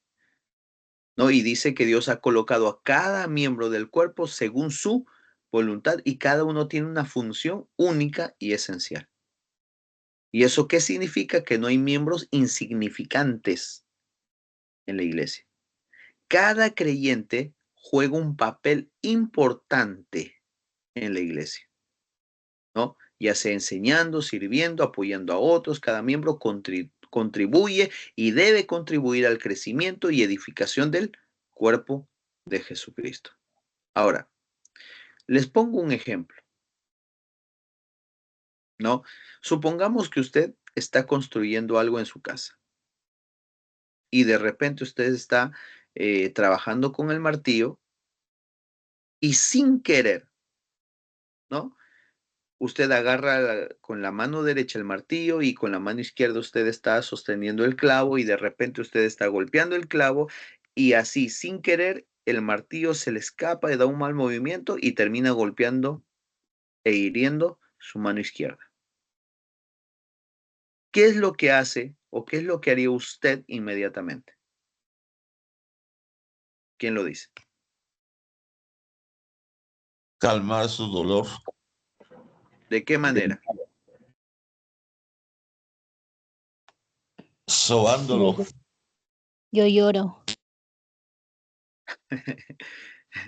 Claro, llora. Pero ¿qué hace? Pues Buscando ayuda. No se le va a, no lo va a enjuagar con las lágrimas, ¿no? ¿Qué hace en ese momento? Ya llora, pero ¿qué hace? El hermano dice locura. Con la mano ¿Qué más? derecha me sobo la mano izquierda. ¿Perdón? Con la mano derecha me sobo la mano izquierda. Claro, la mano derecha inmediatamente se va a curar a la mano izquierda. La enjuaga, la lava, le cura, etc. Y luego, si el trabajo requiere urgencia, ahora la mano derecha tiene que trabajar por 2. ¿Es así o no es así? Ya, la pregunta es, ¿de dónde viene la orden para que la mano actúe de esa manera? De la cabeza. Del cerebro. Correcto, correcto. ¿Y por qué a nosotros, como miembros del cuerpo, no se nos hace fácil ir y buscar a los heridos? Ir y buscar a los necesitados, ir y buscar a los que no vienen. ¿Por qué se nos hace Porque difícil? no somos conscientes de que somos uno, o sea, que tenemos Correcto. una sola cabeza. Correcto. El detalle es, ¿no?, que a veces queremos que todo el cuerpo sea como un solo miembro. Todos sean una mano, todos sean pie, todos sean nariz, etcétera. No, no es. Justamente la unidad se magnifica en medio de la diversidad. Mientras más diferentes somos, mayor es el brillo de la unidad, porque la unidad justamente opaca las diferencias y hace posible que se mantengan en unidad a pesar de las diferencias. No sé si me entienden a lo que voy. Sí, pastor. Por decir, yo escuché como que me decían la armonía, ¿no? Este año es armonía. Y la armonía no es, si hablamos de instrumentos, ¿no? Para que armonicen distintos instrumentos musicales, son distintos, son variedad, pero para que armonicen cada uno pues tiene una, ¿no? Una nota o un pentagrama, como se lea, ¿no? Eso recién ahí uno un poco como que va entendiendo el tema de la unidad, ¿no? Claro, Diferentes tonalidades. claro. Entonces la armonía nos ayuda justamente también a eso, ¿no? A entender que en esa variedad, ¿no? En esa diversidad, en esa gran cantidad de diferencias, es cuando mayor se magnifica o brilla la unidad. Porque si todo es uniforme, ¿qué sentido tiene? No tendría sentido. Dios no busca uniformidad, ¿no? Porque a veces podemos estar, ¿no? O a veces puede haber uniformidad, pero no unidad.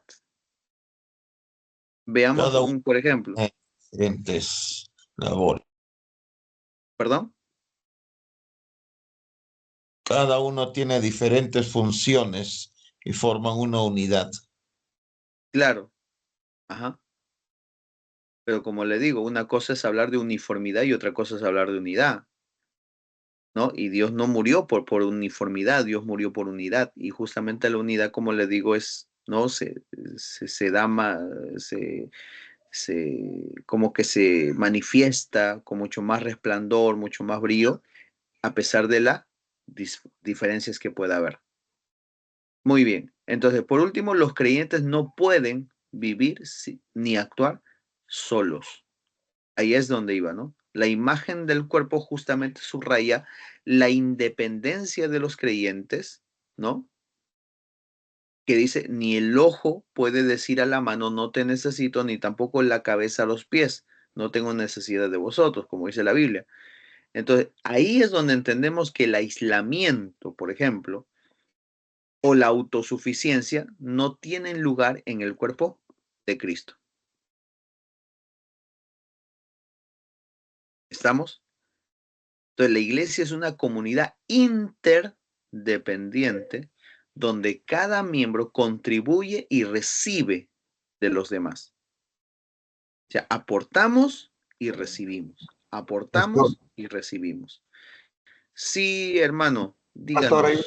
hay una parte de la Biblia que dice, sí, creo que está en Juan, en el Evangelio de Juan, dice, si alguno ve a su hermano tener una necesidad, ¿no?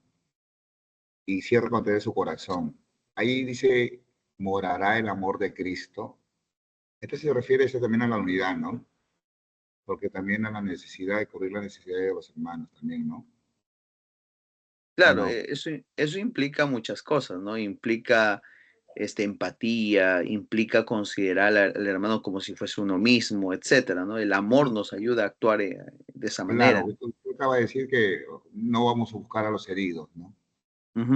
A veces no apoyamos a las necesidades, cerramos, endurecemos nuestro corazón a los hermanos, ¿no?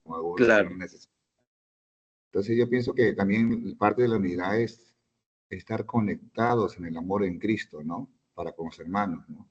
Si uno no está conectado a la cabeza, ¿no? En el amor a Dios, yo pienso creo que tampoco puede estar conectado en la unidad a los hermanos. Uno tiene que estar conectado a las disposiciones de lo que dice la cabeza, ¿no? Yo pienso así. Muy bien. Ajá. Entonces, hablemos de la misión de la iglesia, para avanzar un poco más rápido. La misión de la iglesia, ¿no? Es fundamental, ¿no? Para entender cuál es el propósito de la iglesia en el mundo. Antes les hablaba del texto de Pedro, ¿no? Que dice, ahora somos real sacerdocio, nación santa, pueblo adquirido por Dios. Muy bien, muy bonitos son esos, pero hay un porqué, una razón de ser.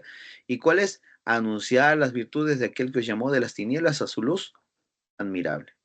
Lo mismo sucede, por ejemplo, con Hechos 1:8, ¿no? Y recibiréis poder cuando haya venido sobre vosotros el Espíritu Santo. Y a veces nos hemos quedado en esa parte del texto. O sea, ya no continuamos, nos quedamos hasta ahí. Y nos gusta eso, ¿no? Y recibiréis poder, y recibiréis poder, y recibiréis poder. Muy bien, pero lee completo el texto. Porque si no leemos el texto completo, entonces al final vamos a terminar, ¿no? Guiándonos por no solamente el emocionalismo, sino la manifestación dentro de cuatro paredes que no producen nada más allá de eso. El poder de Dios viene porque hay una razón de ser. Y cuando leemos el texto completo, ahí entendemos el propósito. Entonces el texto dice, y recibiréis poder cuando haya venido sobre vosotros el Espíritu Santo y me seréis, ¿qué? Testigos. En Jerusalén, Judea, Samaria y hasta lo último de la tierra. Y justamente es con lo que le decía hace un rato, ¿no? Esas tres palabras. Ascendió nuestro Señor Jesucristo, descendió el Espíritu Santo y como resultado hay una expansión, ¿no? Del Evangelio en todo el mundo. Entonces, no es, ¿no? La iglesia una comunidad simplemente espiritual separada del mundo, sino también es un agente activo en la expansión del reino de Dios y en la transformación de las vidas. Por eso es que Jesús dejó a la iglesia con una misión clara y un propósito específico, ¿no? Que pudiese abarcar. ¿Cuál era? La evangelización, la adoración, la edificación, mostrar el amor de Dios en el mundo, etc. Ahora, ¿cuál es uno de los más grandes mandamientos? El evangelismo. Por eso es que el evangelismo es la parte central y primordial de la iglesia. Y por eso es que Jesús, antes de ascender, le dejó la gran comisión a quién? A sus discípulos. ¿No? Ahora, la proclamación del evangelio, ¿no? En este aspecto es fundamental porque sin ella las personas no pueden conocer la verdad de Cristo ni ser salvas. Y Romanos 10 del 14 al 15 justamente plantea esa necesidad porque dice, ¿cómo pues invocarán a aquel en el cual no han creído y cómo creerán si en aquel de quien no han oído y cómo oirán sin haber quien les predique. Entonces, el evangelismo como tal implica no solamente predicar el mensaje de salvación, sino también discipular a las personas, guiándolas a un entendimiento profundo y transformador en la fe de Cristo. De esto, por ejemplo, ustedes van a ver un poco más amplio, ¿no? Y esta secuencia de enseñanza que no se puede dejar de lado en el curso de educación cristiana. Ahí ustedes van a ver que hay una gran responsabilidad en la iglesia, no solamente de evangelizar, sino también ya de discipular a los que ya se han convertido y dar ese seguimiento desde que, por ejemplo, vienen a la iglesia, ya sea de niños, siguen a los adolescentes, siguen a los jóvenes, siguen ya a los adultos, siguen a los ancianos, etcétera. Siempre hay, ¿no? Una secuencia de enseñanza en todas estas, en todo este pueblo de Dios. Muy bien. Entonces, ya hablando, por ejemplo, desde nuestra perspectiva pentecostal, ¿no? El evangelismo, diríamos así, está intrínsecamente relacionado con el poder del Espíritu Santo. Y como les dije, les mencioné Hechos 1:8, ¿no? Cuando hace énfasis de que ese poder tiene como propósito ser testigos, ¿no? En todo el mundo. Entonces, la llenura del Espíritu no es solo para edificación personal, sino también para capacitar a la iglesia en su misión de alcanzar al mundo para Cristo. Muy bien. Ya hemos visto esto, el mayor mandamiento de la iglesia, ¿no? La evangelización. Hablemos de la adoración a Dios. La adoración es otro componente, diríamos así, esencial para la misión de la iglesia. Juan 4 del 23 al 24 dice que Dios está buscando que verdaderos adoradores que le adoren en espíritu y en verdad. Ahora, la adoración va más allá. Creo que hay una pregunta. Hermano Eduardo, ¿quieres una pregunta?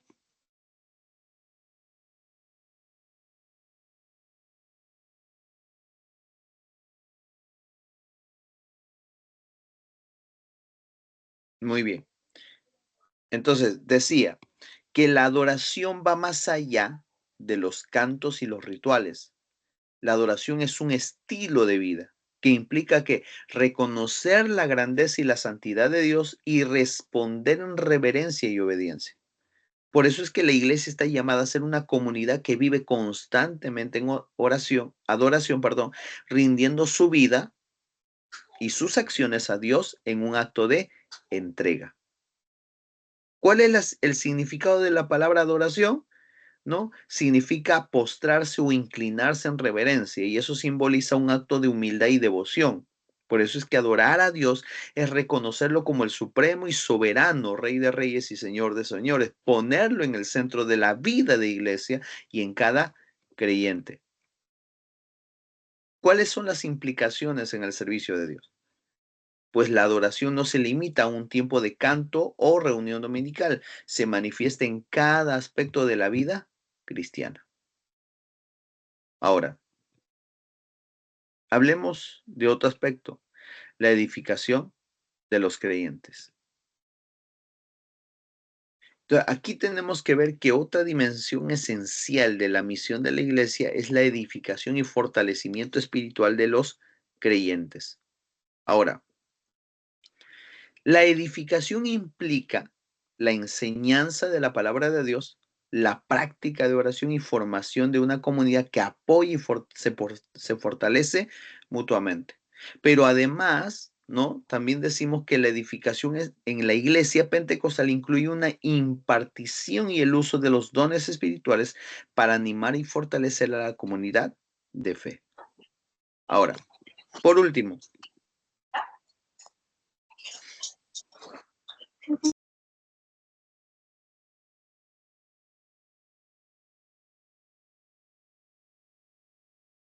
muy bien. Por último, la demostración del amor y la compasión de Dios. Es como lo que el hermano hace un momento decía, ¿no? Que tenemos que nosotros también reflejar el carácter de Cristo a través de nuestras acciones a las personas necesitadas, a los hermanos que a veces están pasando situaciones, etc. Ahora, la misión de la iglesia, ¿no? Aparte de la evangelización, también incluye ¿qué? Mostrar el amor, ¿no? Y la compasión de Dios ¿a quién? Al mundo. Por eso es que Juan capítulo 13, verso 35 dice, en esto conocerán todos que sois mis discípulos si tuviereis amor los unos con los otros. Entonces, la iglesia está llamada a ser una comunidad que no solamente proclama el evangelio, sino también vive y demuestra el amor de Cristo a través de sus acciones. Muy bien.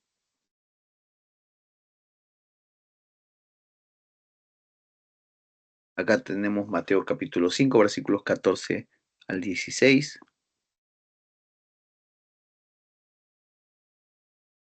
Entonces, obras de compasión, por ejemplo, tales como alimentar a los necesitados, ayudar a las personas en crisis y proporcionar ayuda, práctica y educación, son justamente una manera en que la luz de Cristo puede brillar a través del pueblo de Dios y glorificar al Padre.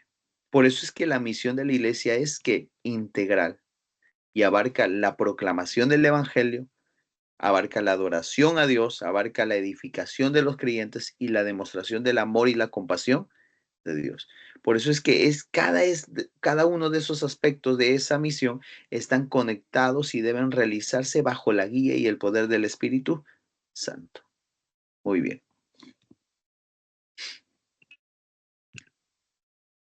Eso sería todo. A ver, no sé si hay algunas preguntas. Hermano Víctor Lucas. Pastor, Dios lo bendiga. Cuando usted habla de la iglesia, encontramos que hay una variedad de iglesias en todos los lugares en el mundo entero y todas difieren unas de otras. Entonces, pastor, ¿cuál de ellas es la iglesia de Cristo? Usted está confundiendo iglesia con denominaciones u organizaciones. Cuando hablamos de iglesia, hablamos de una sola iglesia, ¿no? Que se habla o que también tiene que ver con una palabra o con una expresión teológica que a veces puede sonar un poco sospechosa, ¿no? Esa frase de catolicidad eclesiástica, ¿no? Algunos a veces cuando hablamos de iglesia católica, algunos como que, no, que yo no soy católico. No, pero nosotros somos parte de la iglesia católica, por si acaso, pero no de la romana, sino bajo el término de la iglesia universal, ¿no? Católica o catolicidad tiene que ver con la universalidad de la iglesia. Hay una iglesia universal. No, que no es necesariamente la religión católica, pero ¿no? Nosotros creemos en una iglesia católica que es la iglesia universal, ¿no? La iglesia de Dios diseminada por todo el mundo, independientemente de las denominaciones. Una cosa es hablar de denominaciones y otra cosa es hablar de la iglesia en general. No sé si está claro. Pastor, entonces replanteo la pregunta. Las diferentes denominaciones que hay u organizaciones religiosas que hay en el mundo entero, ¿son iglesia de Jesucristo? Dependiendo del creyente, porque al final, o sea, la organización es organización. La iglesia lo conformamos los creyentes. Lógicamente, bajo el principio bíblico o bajo la declaración de Jesús, por ejemplo, que dice, no todo el que dice Señor, Señor entrará en el reino de los cielos, ya nos tiene que hacer ver que hay gente que puede pertenecer a una denominación y al mismo tiempo su nombre no estar en el libro de la vida. O sea, el hecho de que uno sea un religioso bien, pero bien ferviente a su religión, no quiere decir que sea cristiano. Pastor, Hay mucha diferencia ahí. Pastor, entonces quiere decir que lo que fueron al cielo, eso fueron iglesia. ¿Perdón? O sea, lo que van a entrar al cielo, esos son iglesia, entonces. Son los de la iglesia. No entiendo la pregunta. Claro, porque la salvación es para todos los que creen, ¿sí o no? Ya. En el Señor Jesús. Entonces, usted ha citado en Mateo 7, ¿no? Nunca os conocí, ese que está en el capítulo 7, verso 21. No todo el que me dice el Señor, Señor. Entonces, prácticamente todos los de la iglesia de Cristo, los que van a ser levantados, van a entrar al cielo. Los de la iglesia nada más. O sea, el Señor conoce a quién es su iglesia, a quién no, ¿no? Claro. ¿Quiénes van a ser salvos? Solamente la Claro. iglesia. Solamente la Solamente iglesia, aquellos. ¿no? Claro. Ahora. O sea, los que se quedaron no son iglesia. No fueron No, iglesia. Bueno, no son se parte de quedaron. la iglesia. No, incluso nosotros sabemos, no sé quién está, a ver.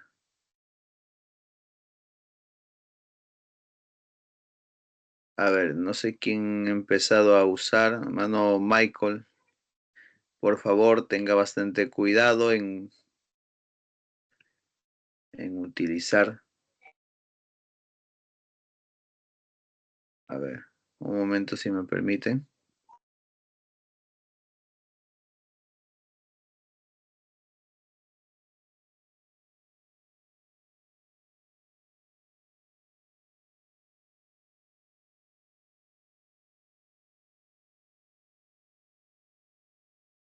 A ver.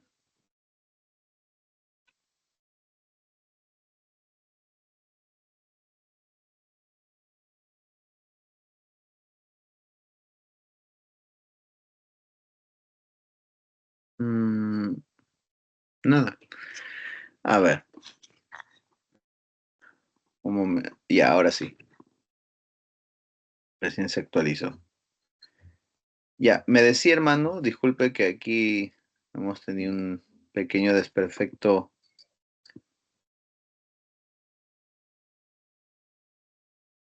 en el programa.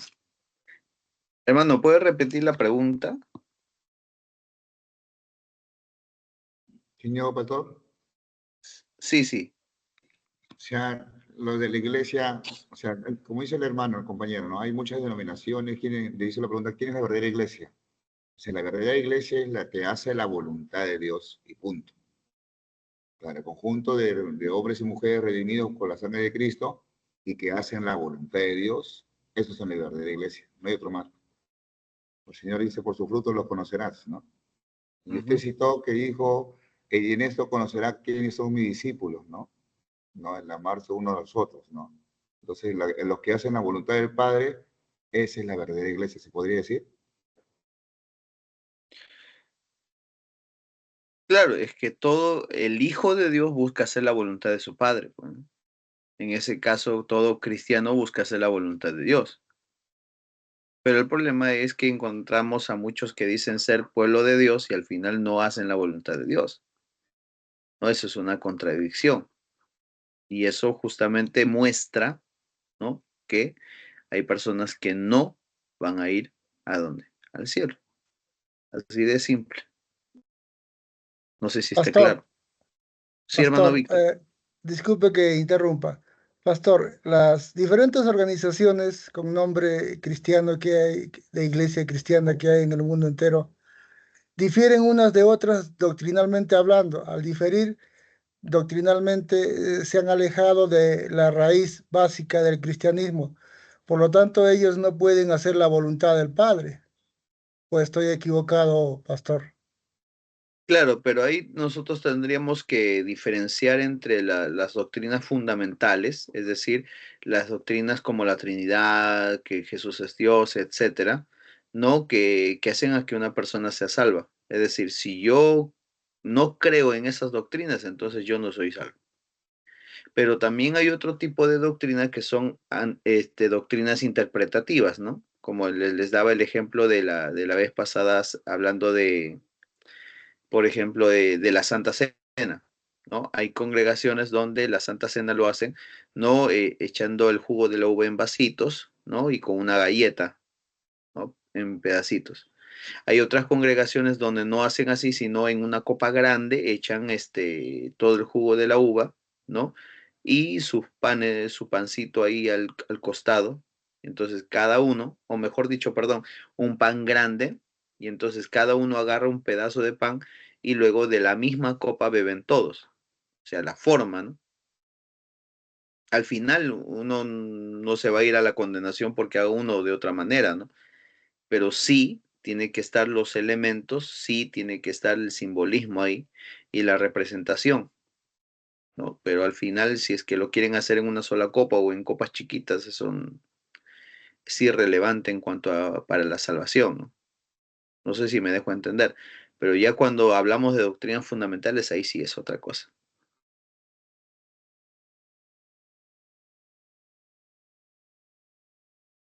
No sé si está claro. Amén, pastor. Gracias. Amén. Hermano Henry.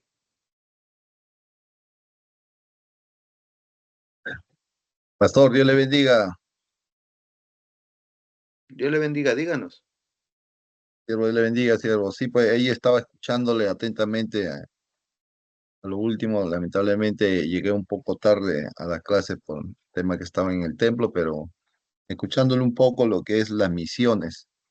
Y dentro de las misiones, obviamente, ahí se nos recalca claramente que debemos de predicar el evangelio, ¿no? Que es un mandato de parte del Señor. Si uno es siendo, perteneciendo a la iglesia de Cristo y no cumples este mandato, siervo, ¿sigues perteneciendo a la iglesia de Cristo? Bueno, son cosas, ¿no? Y aspectos que solamente Dios juzga.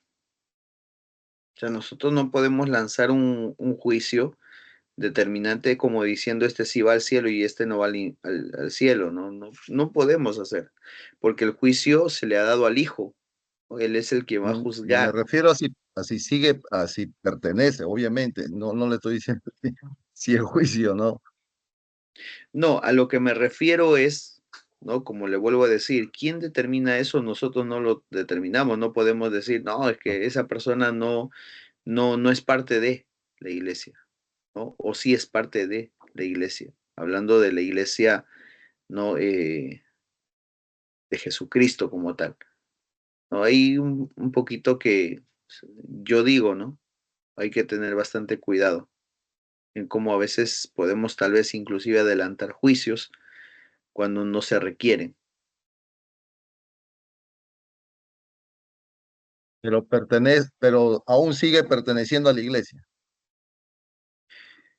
Como le vuelvo a decir, o sea, es como el texto que les mencionaba, no todo el que dice Señor, Señor entrará en el reino de los cielos, ¿no? O cuando el Señor dice, este pueblo de labios me honra, mas su corazón está lejos de mí. O sea, tenemos que ver y diferenciar entre la iglesia que está buscando a Dios, está evangelizando y todo, y una iglesia que simplemente está estancada, ¿no?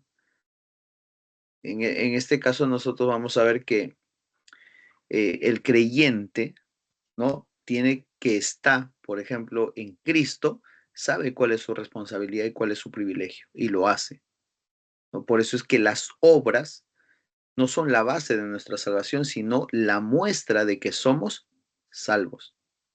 Por lo tanto, una persona que busca a Dios es una persona que va a evangelizar afuera. No sé si está claro. Sí, pastor. Por eso, Primera de Pedro, creo que 2:9 dice, ¿no? Mas vosotros sois linaje escogido, real sacerdocio, santa, pueblo adquirido de Dios, para que anunciéis las virtudes de aquel que os llamó, ¿no? De las tinieblas. Claro, eso les expliqué a su momento, ¿no? Ujú. Muy bien. Gracias, pastor. Le bendiga. Amén. A ver, hermana Karin. Amén. Dios lo bendiga, pastor, y a cada uno de mis hermanos. Quería hacerle una consulta con respecto al cuerpo de Cristo, que usted igual hizo un comentario sobre eh, por qué a veces no nos ayudamos entre unos a otros o no entendemos bien la unidad de que es en Cristo, ¿no?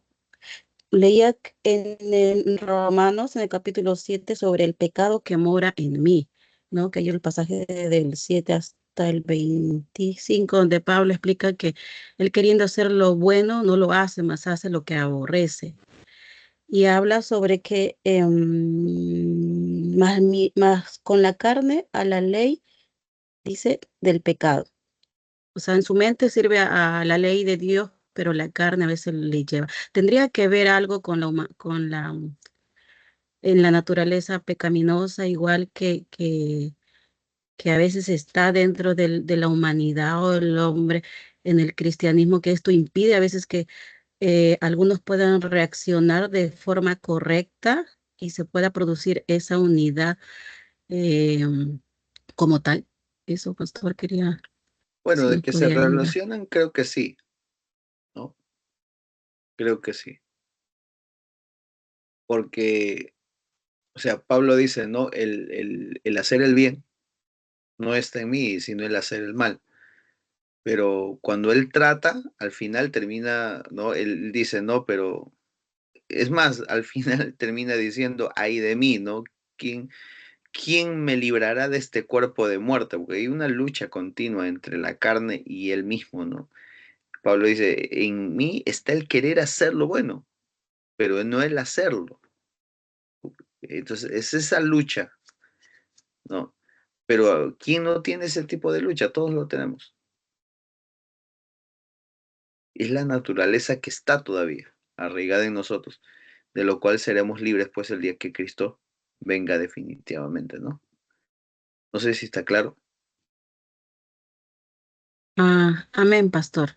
Amén. Y ahí también, como cuando usted explicaba también sobre el tema de que de repente una mano, bueno, tuve como ese,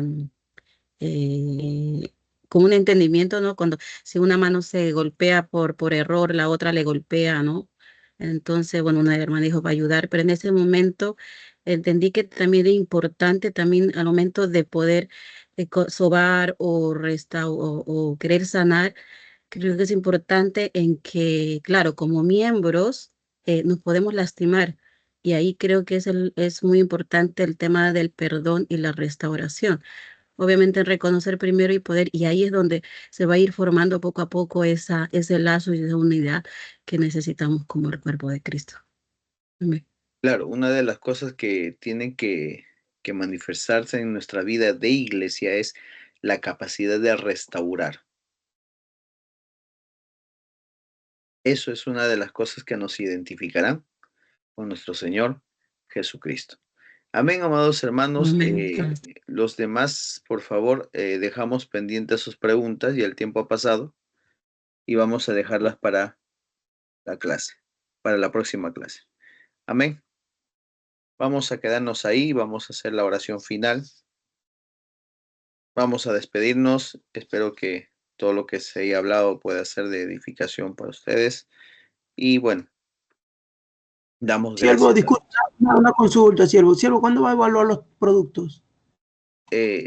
Justamente porque ha habido este problema con el Canvas, porque como está todos los trabajos en el Canvas, recién he estado habilitándose todo, entonces no he podido, ¿no? Por ese problema estar calificando. Mañana yo me voy a dedicar a calificar todos los dos productos.